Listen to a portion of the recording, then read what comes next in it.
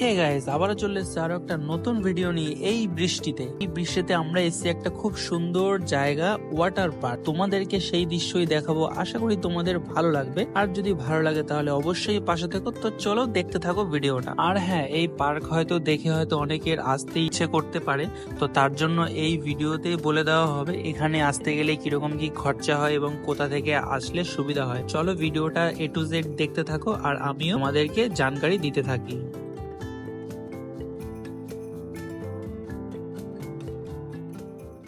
তো guys, good afternoon. তো আমরা আসলাম ওয়াটার পার্ক। তো আমি এসেছি এক জায়গায় বেড়াতে, আমার বৌদির বাপের বাড়ি। তোমাদের আগের ভিডিওতে বলেছিলাম যে আমি যাচ্ছি এক জায়গায়, তো সেখানে ভিডিওটা আমি করতে পারিনি, একটা কারণ ছিল, তার জন্য করতে পারিনি। তো বৌদির বাড়িতে এসেছি আর বৌদি আমাদের নিয়ে এসেছে ওয়াটার পার্কে, আমাকে, দাদাকে আর বৌদি দাদের সাথে। তো সেটা তো তোমরা দেখেছো, আর বাকি পুরো এনজয়টা নিই। আর এটা আমার ফার্স্ট এক্সপিরিয়েন্স এই ওয়াটার পার্ক, কখনো আসিনি এর আগে। তো চলো তোমরা এনজয় করো দেখে, আর আমিও এনজয় করি। তো চলো লেটস স্টার্ট।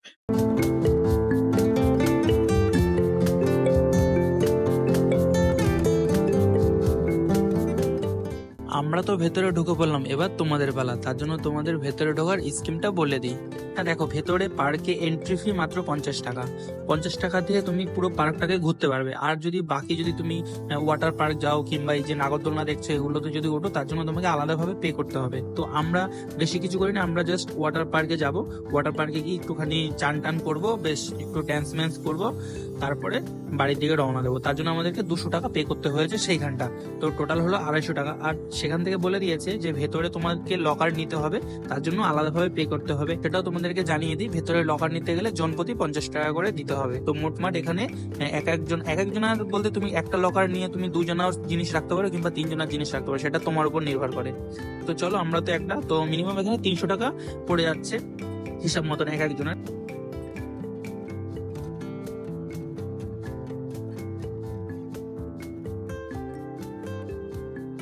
বহুদিন পর একটু দোলনায় উঠলাম। যাই হোক, এই দোলনায় উঠে অনেকটাই ছোটবেলার কথা অনেক কিছু মনে পড়ে গেল, যে সুবরি গাছের খোলে বসতাম আর আমার বন্ধুরাই আমাকে টানতো। তো সেই দৃশ্যটাই অনেক মনে পড়ে গেল। দেখছিলাম এই যে এটা দেখছিলাম, এর মধ্যে দেখি দাদার বৌদি নেই, কোথায় জানি চলে গেল। তো বাকি আমি তাদেরকে খুঁজছি, এখন কোথায় গেল বুঝতে পারছি না, এত বড় এরিয়া কোথায় খুঁজবো।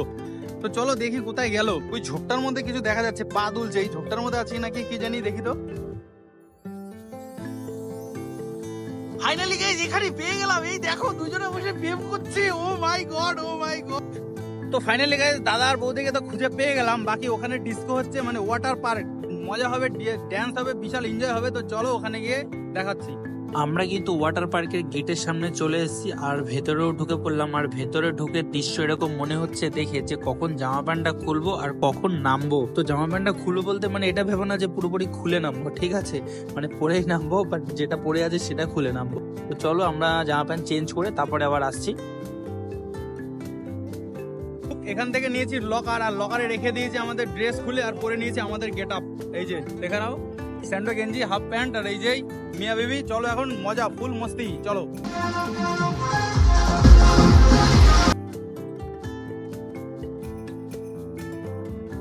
ওই জায়গাটায় মানে ঢেউ খেলানোটা বন্ধ করে দিয়েছে, তার জন্য আরেক জায়গায় আসলাম। তো এই জায়গায় দেখে একটু এনজয় করে তারপরে আবার ওই দিকটা যাবো। ওয়াও, খুব সুন্দর লাগছে প্লেসটা, তাই না? তোমরা কমেন্ট করে জানিও কিরকম লাগছে প্লেসটা। চলো, দাদা বৌদি চলে গেল, এবার আমার পালা।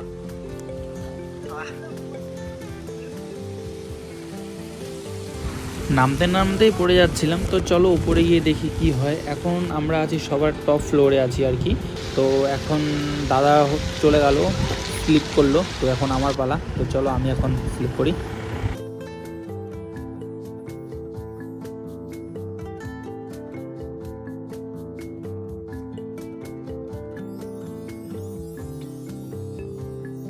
রেডি?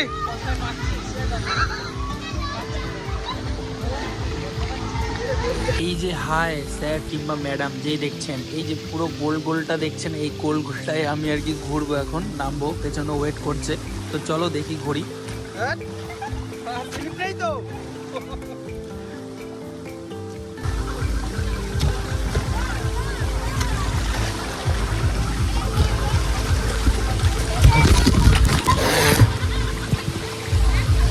তো জায়গাগুলো অনেক জায়গায় স্লিপ নেই, তো স্লিপ নেই বলে আমি উঠে দাঁড়ালাম আর ওখানে আমি পড়ে গেলাম। তো পড়া দেখে অনেকে হাসাহাসি করলো, যাই হোক ওরাও একটু আনন্দ পেল, তো সেটা কোনো ব্যাপার না, এগুলো আর করছি না। তো চলো দেখি আর কি দেখতে পারি এবং আর কি করতে পারি।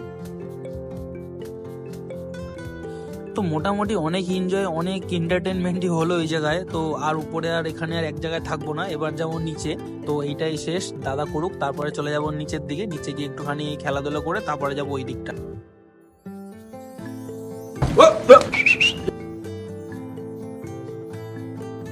তো ফাইনালি গাইজ এখানের কোর্স কমপ্লিট হয়ে গেল আমাদের। তো এখন যাব ওইদিকে ডিস্কো ডিস্কো ডিস্কো। আজকে একটু হাটকে হবে, হাটকে সবকিছু, মানে সবকিছু আর কি। তো ফাইনালি গাইজ আমরা দীঘায় চলে আসলাম, দীঘায় একদম।